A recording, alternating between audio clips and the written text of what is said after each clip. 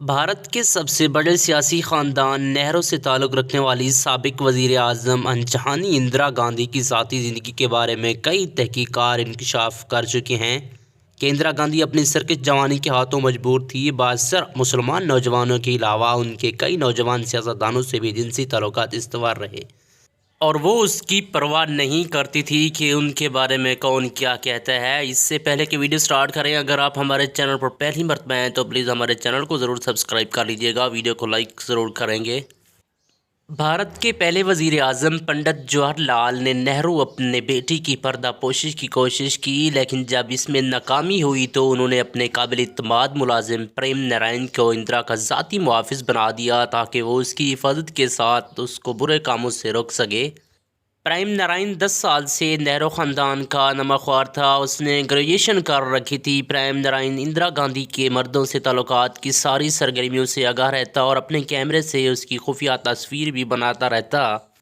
نہرو خاندان سے تعلقات بگڑنے کے بعد پریم نارائن نے اندرا گاندھی کی خفیہ جنسی زندگی پر جب اندرا جوان تھی کے نام سے ایک تلخ خیز کتاب لکھ ڈالی، جن کی پاداش میں اس کو جیل میں ڈال دیا گیا، جہاں وہ گمنامی کی موت مر گیا۔ پنڈت نہرو نے اس کتاب کی کاپیاں جلا ڈالی، لیکن اس میں سے پھر چند کاپیاں بچ گئی تھی۔ پریم نارائن نے کتاب میں اندرا گاندھی کے ہویا شرمن جنسی معاملات کو اشکار کرتے ہوئے ایسا واقعہ بھی لکھا ہے جب اندرا گاندھی نے اپنے رشتے دیکھنے کے لیے آنے والے سیاستدانوں کو پہلے چیک کیا تھا۔ پریم نارائن نے لکھا ہے کہ جب پنڈت جی کو بھی اندرا کی شرمناک مصروفیات کی بھنک پڑی تو انہوں نے کملا دیوا اندرا کی ماں سے مشورہ کیا اور فیصلہ کیا جتنا جلدی ممکن ہو سکے اندرا کی شادی کر دی جائے۔ مختلف لڑکوں کو زیر بحث لایا گیا۔ کملا دیوی کا خیال تھا کہ اندرا کی شادی ڈاکٹر کھارے سابق وزیر اعلیٰ صوبہ سی پی سے کر دی جائے، جبکہ پنڈت جی فیروز گاندھی کو اپنا داماد بنانا چاہتے تھے۔ اندرا سے رائے طلب کی گئی تو اس نے ڈاکٹر کھارے کے حق میں رائے دی۔ واضح رہے کہ ڈاکٹر نارائن بھاسکر کھارے نے لاہور کے کنگ ایڈورڈ کالج سے MBBS کیا تھا۔ بعد ازاں متحدہ ہندوستان کی سیاست میں انتہائی سرگرمی سے کردار ادا کیا اور کئی وزارتوں پر فائز بھی رہے۔ قد آور اور مضبوط ڈھیل ڈول انسان کے تھے۔ پنڈت جی نے کھارے کو الہ آباد آنے کی دعوت دی، مگر مقصد نہ بتایا، صرف اتنا لکھ بھیجا کہ آپ سے کچھ ضروری امور پر تبادلہ خیال کرنا ہے، چند دنوں کے لیے آئیے۔ اتفاق سے جس روز ڈاکٹر کی آمد کا تارا آیا اس روز پنڈت جی کو گاندھی جی نے دہلی طلب کر لیا اور یہ کھارے کی آمد سے ایک روز پہلے ہی دہلی چلے گئے۔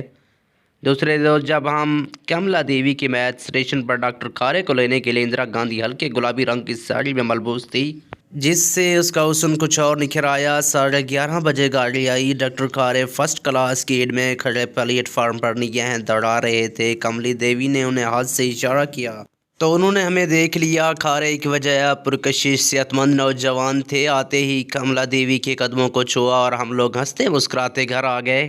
چائے وغیرہ سے فارغ ہو کر کملا دیوی کسی کام سے اپنے کمرے میں چلی گئی اور اندرا ڈاکٹر سے کہنے لگی، آئیے آپ کو اپنا کمرہ دکھا دوں، مگر ایک شرط ہے۔ کھارے مسکرا کر کہنے لگے، وہ کیا؟ اندرا نے پوچھا، آپ اپنے کمرے بھی دکھائیں گے؟ اندرا شرمانے کی ایکٹنگ کرتے ہوئے اٹھی اور کہنے لگی، یہ بھلا کیسی شرط ہوئی؟ کہیے تو سارا راشٹرپتی بھون دکھلا دوں۔ اندرا ڈاکٹر کھارے کو لے کر انہیں بھون دکھلانے لے گئی۔ بھائی بہت خوبصورت بنا ہوا ہے۔ کھارے دوسری کاربیٹ میں مڑتے ہوئے بولے، اس سے بندے ہوئے کتنا عرصہ ہو چکا ہے؟ اندرا نے بتایا کہ یہ بھون پہلے محمود والا کے نام سے بنا تھا۔ سید احمد خان کے بیٹے جسٹن محمود نے اسے تعمیر کرایا۔ ان سے راجہ کنوار پرمننٹ ڈسٹرکٹ جج شاہجہاں پور رئیس اعظم مراد آباد نے خریدا اور پھر جب پتا جی کو 11 سال کے تھے تو مرحوم دادا جان نے ان سے خرید لیا۔ اندرا جب اپنے کمرے کے سامنے پہنچی تو بولتے بولتے ایک دم خاموش ہو گئی۔ میں ان دونوں کے پیچھے پیچھے چل رہا تھا۔ میں نے محسوس کیا کہ اندرا میری وجہ سے خاموش ہو گئی ہے۔ میں اندرا سے اجازت لے کر باہر نکل آیا اور اندرا ڈاکٹر کو لے کر اپنے کمرے میں چلی گئی۔ 15-20 منٹ کے بعد کسی کام سے کملا دیوی نے مجھے بلایا۔